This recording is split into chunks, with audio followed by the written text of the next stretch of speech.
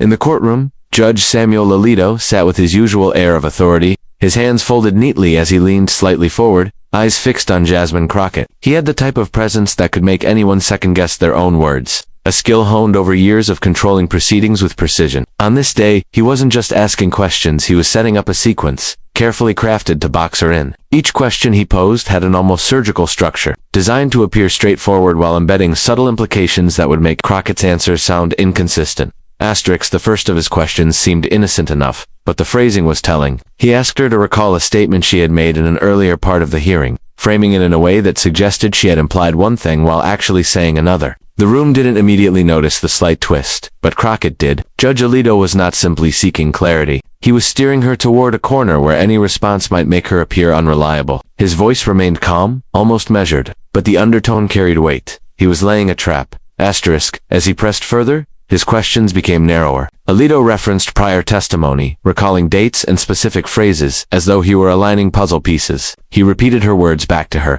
but slightly reframed them, shaving off context and emphasizing parts that could be interpreted differently. To an untrained ear, it would sound like Crockett had contradicted herself. To the gallery watching, it was subtle but effective. A judge's authority carries power, and his framing automatically shaped how others perceived her answers. There was a rhythm to the way Alito worked. He would pose a question, pause just long enough to create tension, then follow up with a leading remark that implied doubt. For example, he asked whether she had consulted with certain individuals before making her previous statement. When she began to answer, he quickly interjected, "But earlier you suggested you acted independently, did you not?" It was this kind of carefully placed redirection that made it seem as though she was being inconsistent, when in reality, he was cutting her answers into fragments and rearranging them to suit his narrative. The atmosphere in the courtroom shifted as he continued. Those seated in the audience began leaning forward, sensing the tightening of the exchange. Even the opposing counsel smirked slightly, as though watching a well-rehearsed performance. Alito gave the impression of control, as though he already knew the outcome before the words were spoken. His demeanor remained professional, but the intent was clear. He was testing her ability to withstand not just legal questioning, but the authority of the bench itself. What made his approach particularly challenging was the balance between subtlety and weight. He didn't outright accuse her of dishonesty. Instead, he layered his questions with just enough suggestion to make the possibility of dishonesty hang in the air. He asked about her memory of events, the sequence of her actions, and the reasoning behind her words. Each time, he leaned on the authority of his position, delivering the questions in a tone that suggested they were definitive, not up for interpretation. To those watching, it might have seemed like Crockett was being carefully guided into a contradiction. Each question chipped away at the foundation of her earlier testimony, and with each response, it appeared that she might be unraveling. The tension was not just in the words exchanged, but in the atmosphere itself, the sound of pens scratching on notepads, the soft shuffling of papers, the collective silence waiting for her responses. All eyes were on her, but the rhythm of the exchange was dictated by Alito. Judge Alito had built a reputation for intellectual sharpness, and here he used it like a craftsman with a set of tools. He wasn't raising his voice or showing frustration. He didn't need to. His questions, precisely worded and carefully timed, were enough to tighten the space around Crockett. The trap was not in the obvious, but in the subtle turns of phrase that made her earlier words sound less solid than they had originally seemed. The weight of his strategy came not just from the content of his questions, but from the perception of authority. When a judge repeats your words back to you with a different framing, it carries power. When he pauses just long enough before his follow-up, it creates doubt not only in the person being questioned, but also in everyone listening. Alito knew this, and in that moment, he wielded it effectively. Jasmine Crockett sat still, her posture unshaken, even as Judge Samuel Alito continued to fire off questions with his carefully controlled tone. She knew exactly what he was trying to do. The each line of questioning was designed to rattle her, to box her into a contradiction that he could then highlight as evidence of inconsistency. Many people in her place might have rushed to defend themselves quickly, eager to correct the implication or deny the framing, but she chose a different path. She didn't rush. She paused. The silence she created after each of his questions was just long enough to shift the balance of power, long enough to remind everyone that she was not going to be cornered by the pacing he had set. When Judge Alito asked his leading questions, his eyes locked on her, waiting for the stumble he was trying to provoke. Instead, Crockett let the silence breathe before speaking. She carefully measured her words, ensuring that each response dismantled the assumption buried in his phrasing. Where Alito tried to make her sound contradictory, she slowed her speech, repeated his question back in its exact form, and then clarified what had actually been said before. By doing this, she subtly highlighted that the contradiction wasn't in her statements, it was in the way he was reframing them. Asterisk, for example. When Alito asked, "Did you not say earlier that you acted without consulting anyone?" he delivered it with the authority that made it sound final, as if her words had been trapped in stone. Crockett leaned forward slightly, her voice calm but steady. "Judge Alito, what I said was that I reached my decision independently, after receiving information. That is not the same as acting in isolation, and I want to be clear on that distinction." The way she said it carried weight, not defensive, not aggressive, but precise. She wasn't just answering his question. She was reclaiming the narrative of her own words. Asterisk, each time he tried to push, Crockett leaned back into patience. She let him finish, even when his phrasing seemed to intentionally cut short the context of her earlier remarks. Then she would calmly lay out her explanation point by point, breaking down the assumptions within his question. The effect was almost surgical. She was not attacking him directly, but rather stripping away the structure of his questioning until it became clear to everyone watching that the contradictions weren't hers. Asterisk, the audience began to pick up on her strategy. At first, the spectators leaned forward with tension, waiting for her to falter under the weight of Alito's authority. But as she kept responding in this calm, measured tone, their expressions began to shift. The murmurs that had accompanied his earlier trap-like phrasing quieted, and there was instead a subtle recognition that Crockett was holding her ground in a way few expected. Her composure began to change the energy of the room.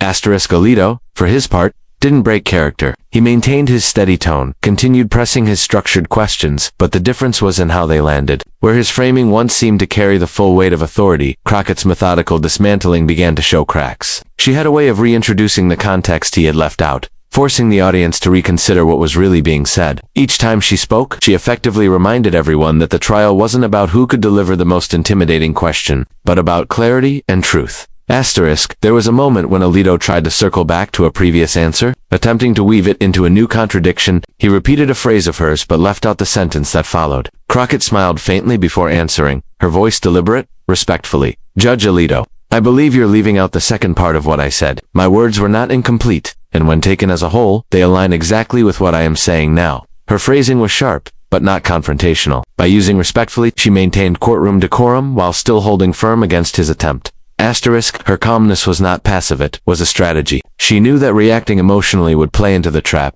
giving weight to his framing. By staying composed, she forced the contrast between his subtle manipulations and her clarity into the spotlight. Every time she corrected the framing, she did so without raising her voice, without showing irritation, and without giving him the satisfaction of a hasty answer. Asterisk, this calm, deliberate style also carried an unspoken message. She was not intimidated by the weight of his position. Alito's authority as a judge was undeniable, but Crockett's refusal to be rushed demonstrated a different kind of authority, one rooted in self-assurance and mastery of her own testimony. She wasn't reacting to him. She was guiding her own narrative, even while under questioning. Asterisk, as the exchange went on, the rhythm of the courtroom shifted. Instead of Alito controlling the pace, Crockett's pauses and careful responses dictated the flow. The more he tried to press, the more evident it became that she was dismantling his approach step by step. Those watching could see it unfold in real time. The very trap designed to make her falter was being unraveled by her calm, methodical composure. Asterisk. The turning point came when Jasmine Crockett reached for a folder that had been sitting quietly at her side throughout the exchange. Up until then, Judge Samuel Alito had maintained a steady hand on the proceedings, steering the conversation with questions meant to expose cracks in her testimony. He had leaned on his authority and his carefully structured phrasing, confident that his approach would corner her. But when Crockett opened that folder and began pulling out documents, the dynamic of the courtroom shifted. Asterisk, she didn't rush to present them. Instead, she calmly laid the pages on the table in front of her, sliding them into view one at a time. The deliberate pace caught the attention of the entire room. Everyone, including Alito, seemed to pause for just a moment, as though waiting to see what she was about to reveal. The documents weren't new to her, she had come prepared, but their introduction at this specific moment carried weight. They directly addressed the very gaps and assumptions that Alito had been pressing on. Asterisk, Judge Alito adjusted in his chair, his eyes narrowing slightly as Crockett began referencing the first page. She quoted from it directly, her voice steady and measured. The content wasn't dramatic, but it was decisive. It clarified a timeline that Alito's earlier questions had subtly twisted. By laying out the sequence of events in black and white, with dates, signatures, and corroborating notes, she dismantled the premise of his earlier what had seemed like a contradiction in her words, now looked more like an omission in the framing of the questioning. Asterisk, Alito, in his role, could not dismiss the documents outright. He listened carefully, nodding slightly as though considering her points. But the tension in the room was clear. Crockett wasn't just responding anymore, she was shifting the entire foundation of the trial. She pointed to highlighted sections, drawing attention to the specific parts that backed up her testimony. Each document she introduced seemed to undercut one of the assumptions Alito had leaned on. One particularly striking moment came when Alito asked, with his characteristic calm tone, Congresswoman Crockett, are you suggesting that this document fully supports your claim? Despite the discrepancies in your earlier testimony, it was a question meant to preserve his line of authority, to remind the court that his interpretation still carried weight. Crockett responded without hesitation, no, Judge Alito. I am not suggesting it does support my claim. The discrepancies you've noted disappear when the full record is acknowledged, not the fragments. The clarity of her statement, backed by the paper in her hand, left little room for doubt. The gallery began to murmur again, this time not in anticipation of her faltering, but in recognition of the strength of her position. Alito, who had once appeared to control the narrative, now found himself facing a witness who not only defended her words, but expanded the scope of the discussion. The documents weren't just supplemental. They reframed the entire conversation. Crockett continued methodically, moving through the folder with precision. She introduced correspondence that showed she had, in fact, consulted with individuals before making her decisions, countering the implication that she acted without input. She presented dated memos that aligned perfectly with her timeline,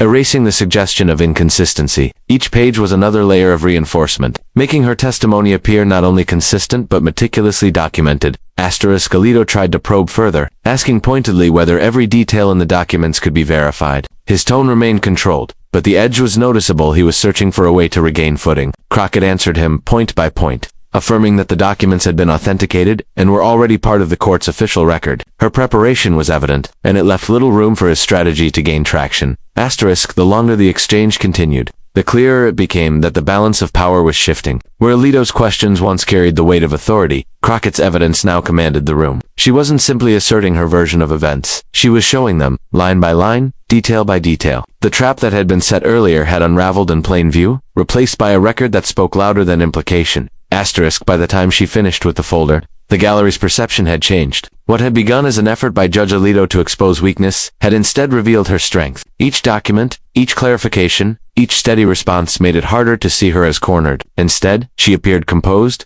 prepared, and entirely in control of her own narrative. As the courtroom listened, the realization slowly began to sink in. The balance of power had shifted. What started as a sequence of questions carefully crafted by Judge Samuel Alito to expose weaknesses in Jasmine Crockett's testimony was now being turned inside out. The documents she presented and the calm precision of her answers had done more than defend her. They had revealed flaws in the very structure of the judge's framing. What once seemed like a calculated trap was beginning to look like an overreach. Alito maintained his composure, sitting upright with his hands clasped, his expression thoughtful but tight. He attempted to steer the discussion back to his original line of questioning, but Crockett had already changed the rhythm of the exchange. No matter how he rephrased his concerns, she circled back to the evidence, repeating calmly that the records supported her words in full. This wasn't just about answering questions anymore. It was about reclaiming authority in a space where Alito had initially dictated the pace. Each time she clarified a point, the gallery could see the shift more clearly. The spectators, who had once leaned forward in expectation of her misstep, were now quietly nodding as her responses unfolded. Even though skeptical of her at first, were forced to acknowledge the steadiness with which she handled herself. It was no longer Alito's phrasing that held the weight, it was Crockett's command of her own words, her insistence on context, and the undeniable presence of documentation to back her up.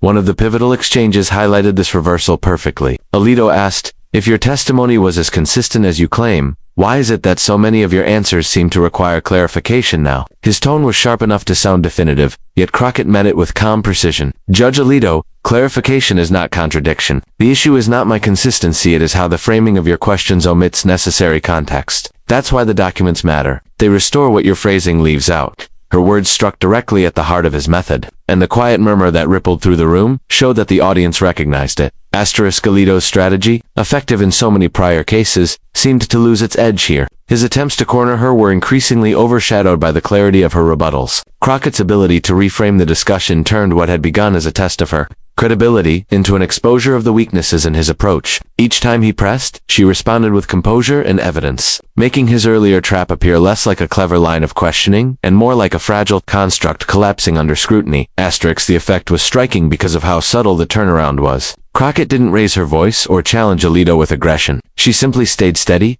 pointed to facts, and explained her reasoning step by step. Her refusal to be rushed or intimidated created a contrast that grew more visible with each passing minute. By the time she finished addressing his last question, it was clear to everyone watching that she had not only survived his test, but flipped the entire proceeding into something else altogether. Asterisk. Observers in the gallery began to exchange glances, some even whispering among themselves. What was once a narrative controlled by Alito's authority had now been recast. Crockett was no longer the one on trial in the eyes of the room. Her credibility had been reinforced. While Alito's tactics had been laid bare, the documents she introduced stood as a quiet but powerful reminder that facts outlast insinuation. Alito sat silently for a moment longer, his expression measured but revealing just enough to show that the shift had not gone unnoticed. The courtroom had seen a transformation, and though he maintained the appearance of control, the weight of the exchange was no longer on his side. What he had attempted to frame as inconsistencies now appeared as evidence of her thoroughness. What had looked like contradictions became clarity under her explanation. Crockett's performance that day was more than just a defense, it was a reversal. In the very space where Judge Alito had tried to exert his influence, she used patience, evidence, and precision to turn the situation into an affirmation of her credibility. The trial had been meant to test her, but instead it became the moment where she demonstrated control in the face of authority, leaving the room with a changed perception of who had truly commanded the exchange. The final moments in the courtroom carried a weight that no one could ignore. What began as a tense exchange between Judge Samuel Alito and Jasmine Crockett had evolved into something far more consequential than either side might have anticipated. The trap that seemed carefully constructed at the outset had unraveled in plain sight, not because of theatrics or raised voices, but because of one woman's steady insistence on truth, clarity, and context. Crockett's.com responses had shifted the dynamic, and the documents she introduced transformed the conversation entirely. Where there had once been suspicion, there was now understanding. Where there had once been doubt, there was now recognition. The gallery had watched her turn each question into an opportunity, using Alito's framing as a platform to demonstrate her consistency rather than expose a weakness. That reversal was striking, not only because it upended expectations, but because it revealed the deeper reality of the trial. Authority does not always dictate the truth. Judge Alito, for all his skill and reputation, had encountered a response that could not be easily dismissed. Crockett did not allow herself to be cornered by the structure of his questioning. She showed that preparation, patience, and evidence could outweigh even the sharpest attempts at entrapment. This wasn't just about defending her own words, it was about demonstrating that the courtroom was not a place for one-sided narratives, but for the full picture to be revealed. The power of that moment lingered in the silence that followed. The spectators, who had leaned forward in anticipation of her faltering, now sat back with the realization that they had witnessed something different. Instead of a breakdown, they saw composure. Instead of contradiction, they saw clarity. And instead of a narrative controlled entirely by a judge's authority, they saw the emergence of balance and equal weight given to the voice of someone willing to hold her ground. In many ways, the trial became a lesson that went beyond the immediate case. It was a reminder that the courtroom is not only about hierarchy and authority, but also about fairness and truth. Alito's questions were sharp, but Crockett's responses revealed that sharpness is not always enough. When faced with preparation and resolve, her ability to flip the trial on its head came not from overpowering the judge, but from calmly dismantling the framework he had set. As Crockett left the stand, the impression she left behind was unmistakable. She had not only protected her credibility, but strengthened it in the eyes of those who witnessed the exchange. For Judge Alito, it was a rare moment where the authority of the bench was challenged not by confrontation, but by precision and fact. For the audience, it was a reminder that even in the most controlled environments, truth has a way of rising through patience and persistence. What unfolded that day will be remembered not as a simple courtroom exchange, but as an example of how a single individual, when armed with clarity and evidence, can reshape an entire proceeding. It was less about who had the louder voice, and more about who held the firmer ground. And in that courtroom, Jasmine Crockett proved that strength doesn't always need to shout. It only needs to stand steady until the truth